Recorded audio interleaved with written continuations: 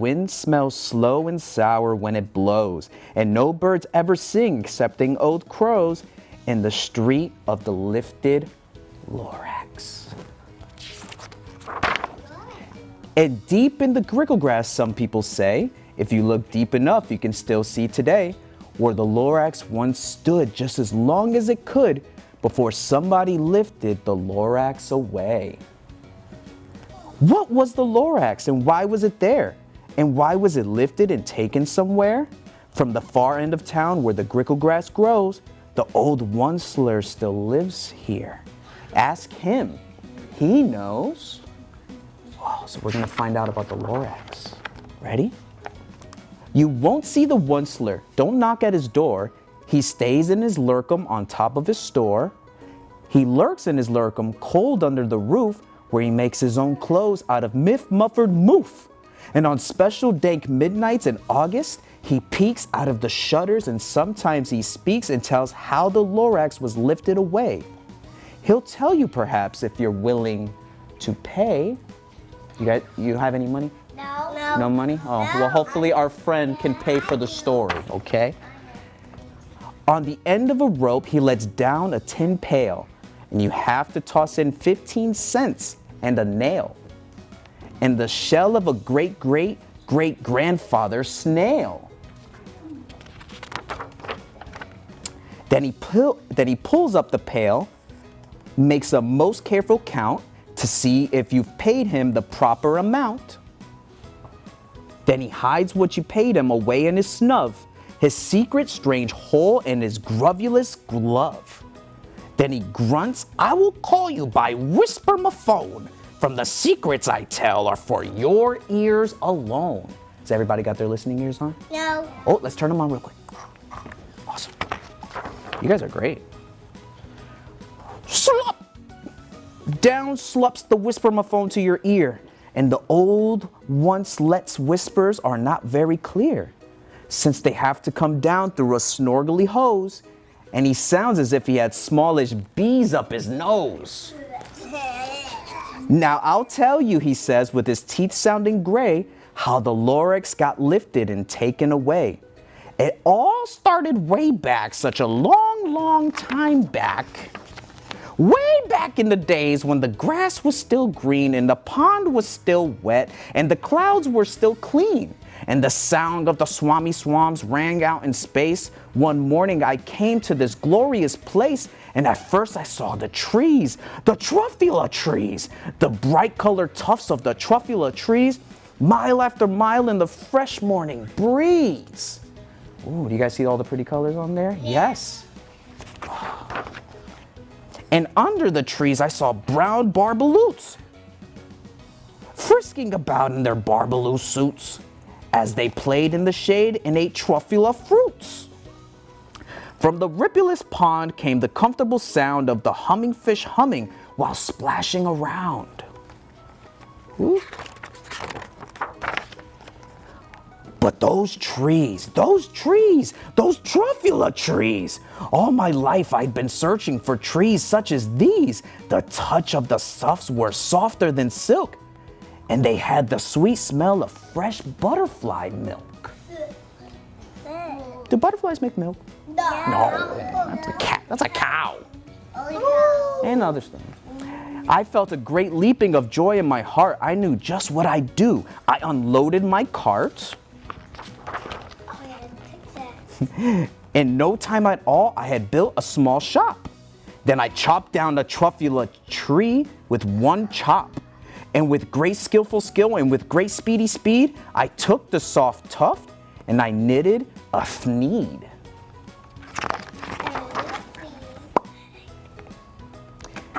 The instant I finished, I heard a gazoomp.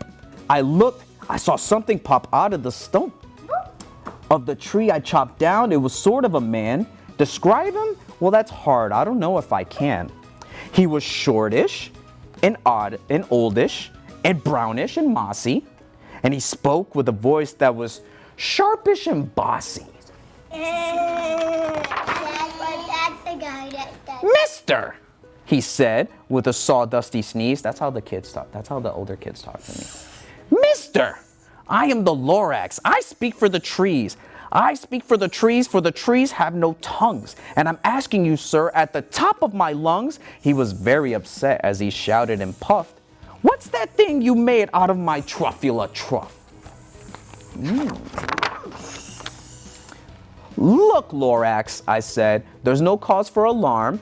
I dropped just one tree. I am doing no harm. I'm being quite useful. This thing is a thneed. A thneed's a fine something that all people need. It's a shirt, it's a sock, it's a glove, it's a hat, but it has other uses, yes, far beyond that. You can use it for carpets, for pillows, for sheets, or curtains, or covers for bicycle seats.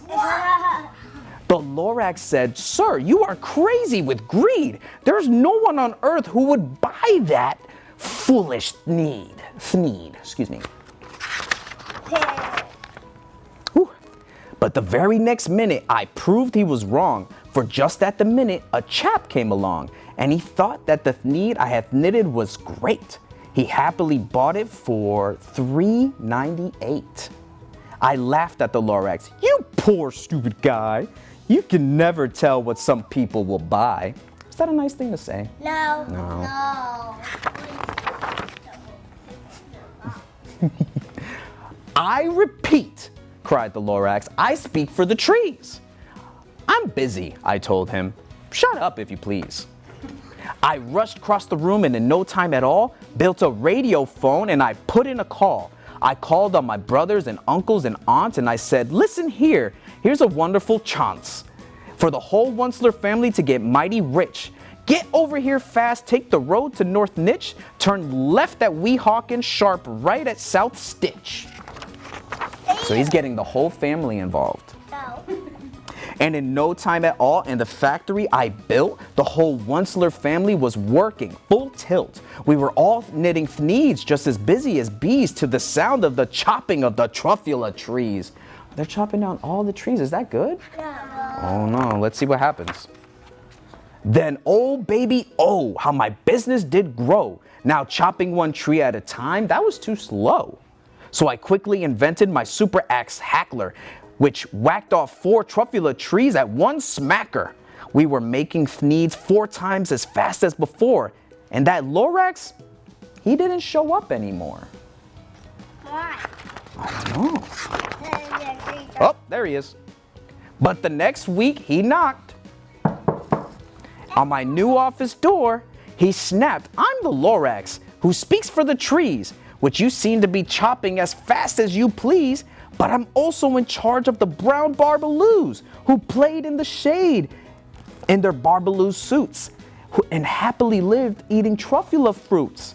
Now, thanks to your hacking my trees to the ground, there's not enough truffula fruit to go around, and my poor Barbaloos are getting their crummies because they have gas and no food in their tummies. So because he chopped down the trees, they have no food, and now they're hungry. Oh my gosh.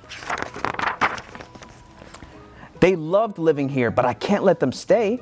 They'll have to find food, and I hope that they may. Good luck, boys, he cried, and he sent them away. I, the Onceler, felt sad as I watched them all go, but business is business and business must grow, regardless of crummies and tummies, you know. I meant no harm, I truly did not, but I had to grow bigger, so bigger I got. I biggered my factory, I biggered my roads, I biggered my wagons, I biggered the loads. Of the thneeds that I shipped out, I was shipping them forth to the south, to the east, to the west, to the north. I was right on biggering, selling more thneeds, and I biggered my money, which everyone needs. Is he doing a good thing right now? Yeah. No. Oh. Then again, he came back. I was fixing some pipes when that old nuisance Lorax came back with more gripes. I am the Lorax. He coughed and he whiffed. He sneezed. He snargled and he sniffed. Onceler, he cried with a cruffulous croak. Onceler, you're making such smogulous smoke. My poor swanny swans, which they can't sing a note. No one can sing who has smog in his throat.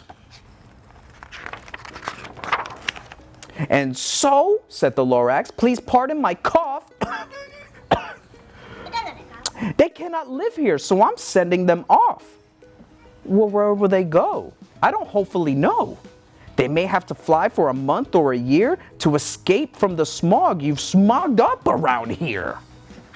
So now he's making the birds go away. Yay. Oh, yay! Oh my gosh. Yay.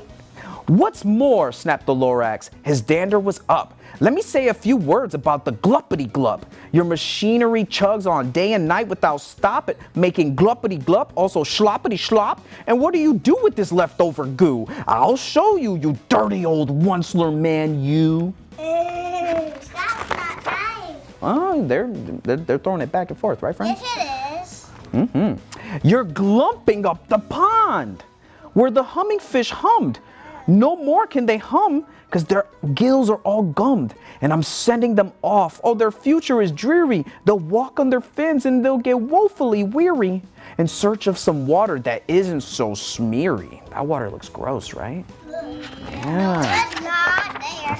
Looks like green. And then I got mad. I got terribly mad. I yelled at the Lorax. Now listen here, Dad. All you do is yap, yap, yap and say bad, bad, bad. Well, I have my rights, and I'm telling you, I intend to go on doing just what I do. And for your information, you Lorax, I'm figuring on biggerin' and biggerin' and biggerin' and biggerin'. Good job, friend. Turning more truffula trees into thnees, which everyone needs. Where all the trees go? I don't know. And at that very moment, we heard a loud whack. From outside in the fields came a sickening smack of an axe on a tree. Then we heard the tree fall. That was the very last truffula tree of them all. No more trees, no more needs, no more work to be done. So in no time, my uncles and aunts and everyone all waved goodbye. They jumped into my cars and drove away under the smoke-smuggered stars. Now all that was left underneath the bad-smelling sky was my big empty factory, the Lorax, and I.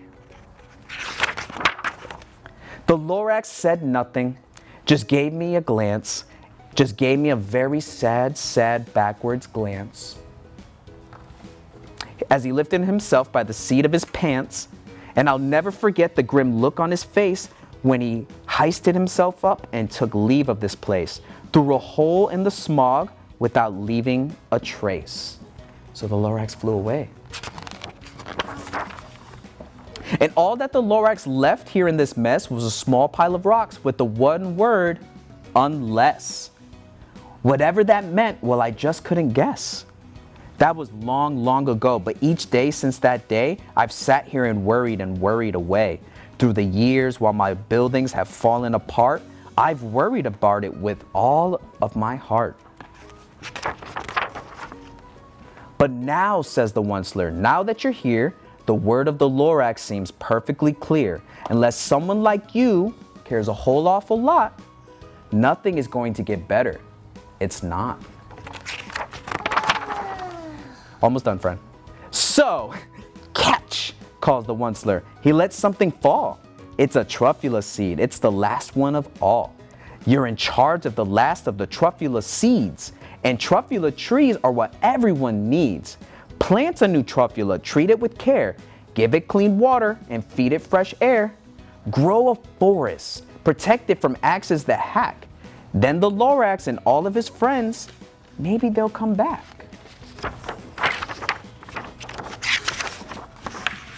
And that's the end of our story, friends. Oh, thank you for listening. Y'all did a fantastic job. All right. That's Dr. The Sneetches by Dr. Seuss. Dr. Seuss. All right.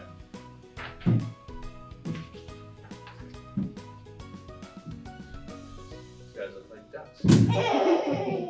Now, the Starbelly Sneetches had bellies with stars. The plain belly Sneetches had none upon theirs. Those stars weren't so big. They were really so small. You might think such a thing wouldn't matter at all. That's funny.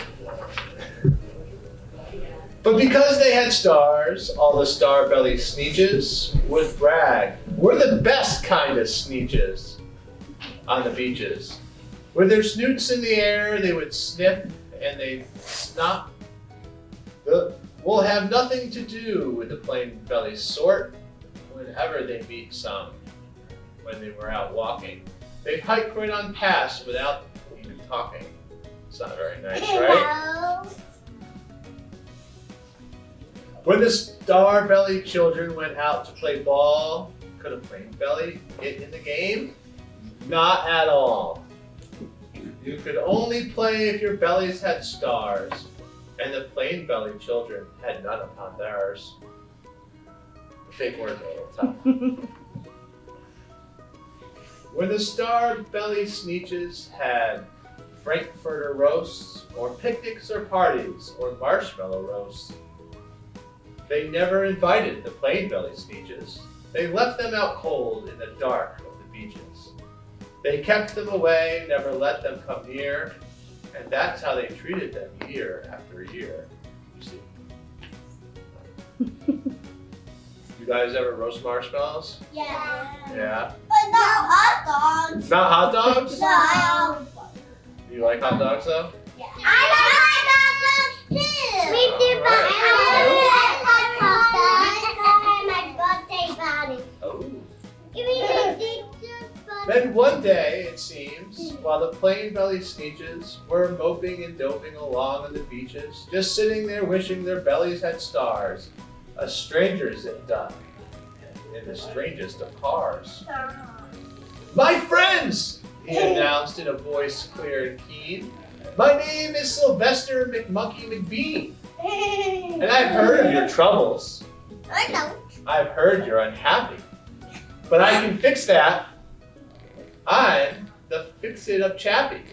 I've come here to help you. I have what you need, and my prices are low, and I work with great speed. My work is 100% guaranteed. What do you think he's going to do for him? Anyone want to raise your hand and take a guess? What do you think he's going to do? I don't know. Oh, okay. What do you think? I think he's going to give him stickers so I got it. Stickers? That's a good idea. What do you think? I think he's gonna fix it. You're going to fix them? What do you think? I think he's gonna fix them up. Yeah. I think he's gonna fix them up. You're going to fix them up? All I right. knew it! Takes his head off. Then quickly, Sylvester McMonkey McBean put together a very particular machine. And he said, you want stars like Star-Belly Sneetch? My friends, you can have them for $3 each. Just pay me your money, not monkey, and hop right aboard. So they clambered inside, and the big machine roared.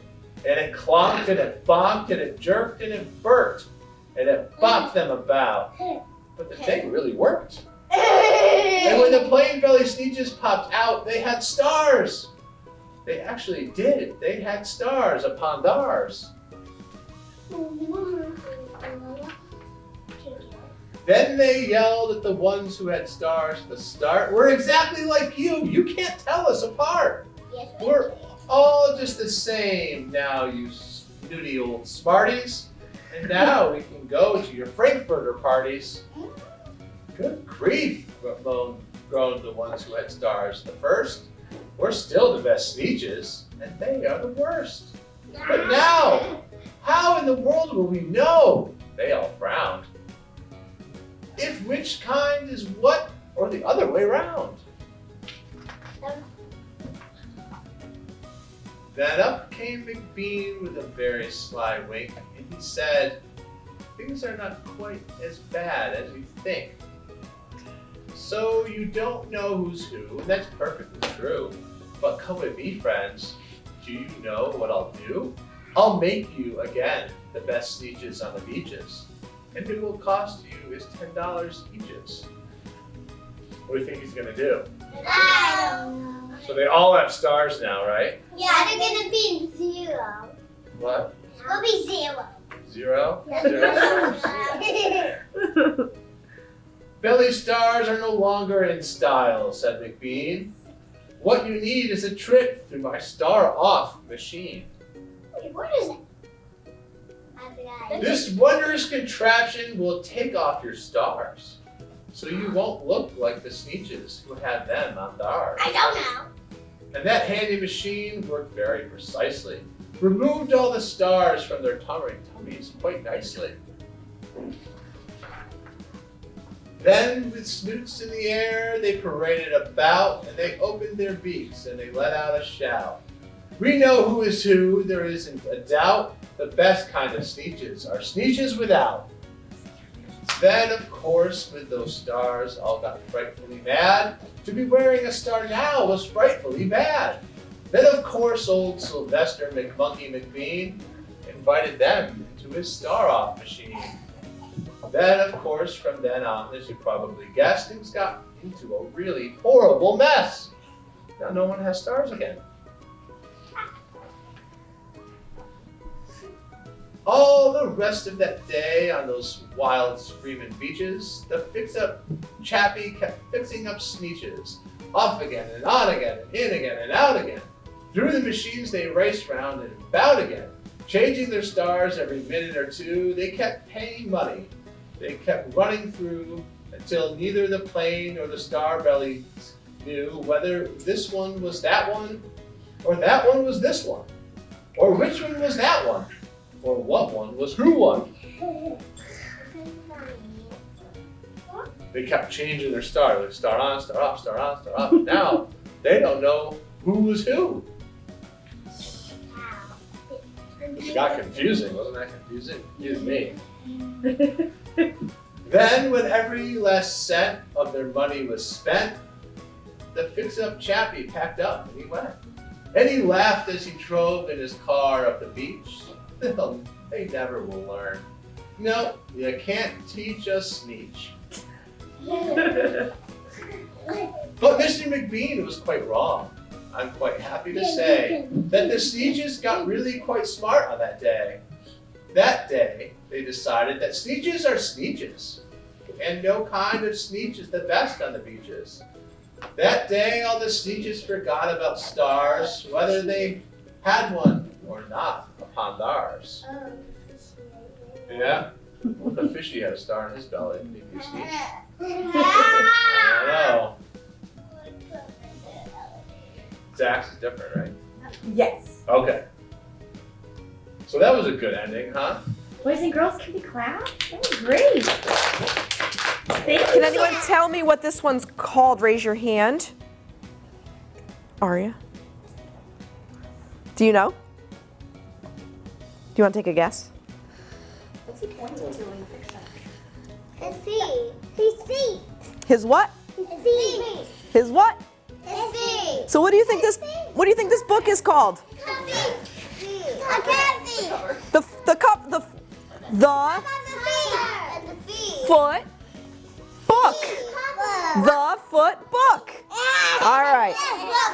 I'm gonna hold it up high so my friends in the back can see it, okay? I can't see it. You can't see it? You're right Oh, there. she's gonna move it around while she reads it, just like Yes. Yes, absolutely.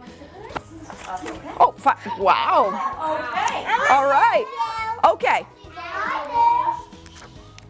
Who do you think wrote this book? Dr. Seuss. Dr. Seuss. I'm going to point to the author right here. Dr. Seuss. Right? I don't know who he was. All right. Here we go. Now bear with me. Bear with me. I like to read, I got Seuss. but reading in front of you all makes me a little bit nervous. No, it's not. But I will try my best. How about that? Okay. He's your mama and Okay. Left foot, right foot, right. he has small ones. Feet in the morning, feet at night. Left foot, left foot, right.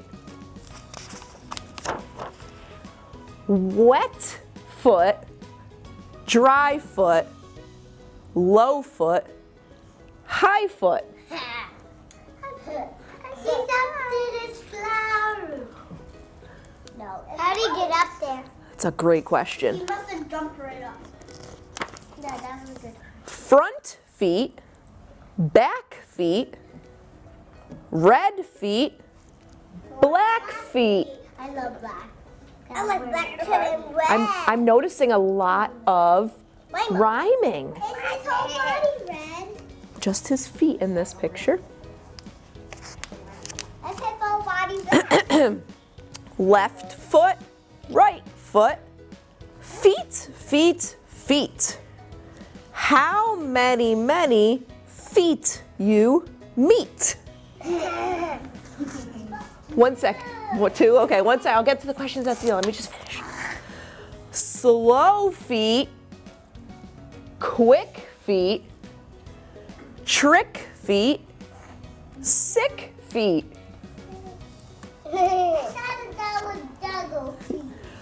Up feet, down feet, here come clown feet. I don't like clowns.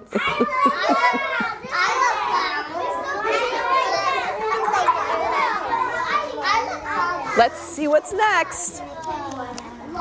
See if you guys can help me with the next page. It's the opposite. Small feet, Big feet. big feet. Here comes A pig. big feet. That's what I said. Big feet. Ready? His feet, her feet, See, there's a what? fuzzy, fur feet, fuzzy fur feet. He's got furry feet. In the house and on the street, how many feet you meet? Feet and me both rhyme. You're right. Up in the air feet, over the chair feet, Up in the air feet and chair and over In the the chair air. line. Let's find out. More and more feet. 24 feet. That's a lot of feet. Here come more and more feet. There's a lot of feet. There is a lot of feet. Lot of feet. Left foot, right foot, feet, feet, feet. Oh, how many feet you meet. That's a lot. The end. Ready? Hello there, I'm an octopus. There's something you should know. I don't have any underpants. I have nothing on below. Naked. I tried to buy some octopants. I tried all over town, but everyone just laughed and laughed or answered with a frown.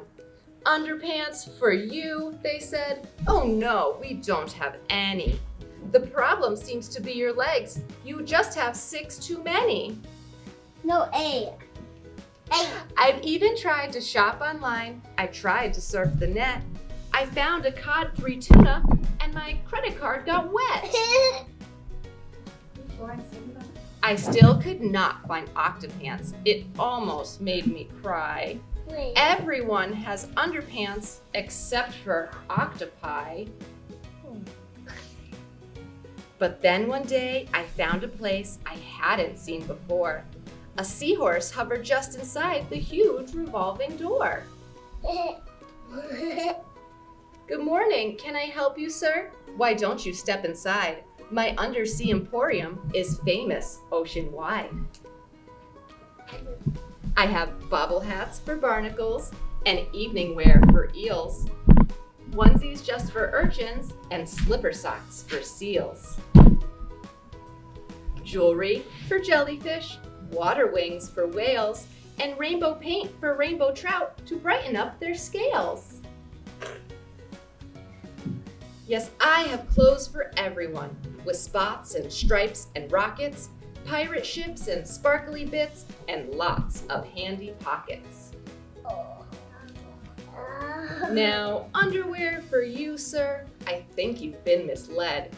Perhaps you don't need Octopants, but something else instead. And then I saw the problem. I'd looked at this all wrong. These legs weren't legs, these legs were arms, and had been all along. Hello there, I'm an octopus, and now my day is better. Instead of buying underpants, I bought an octo sweater.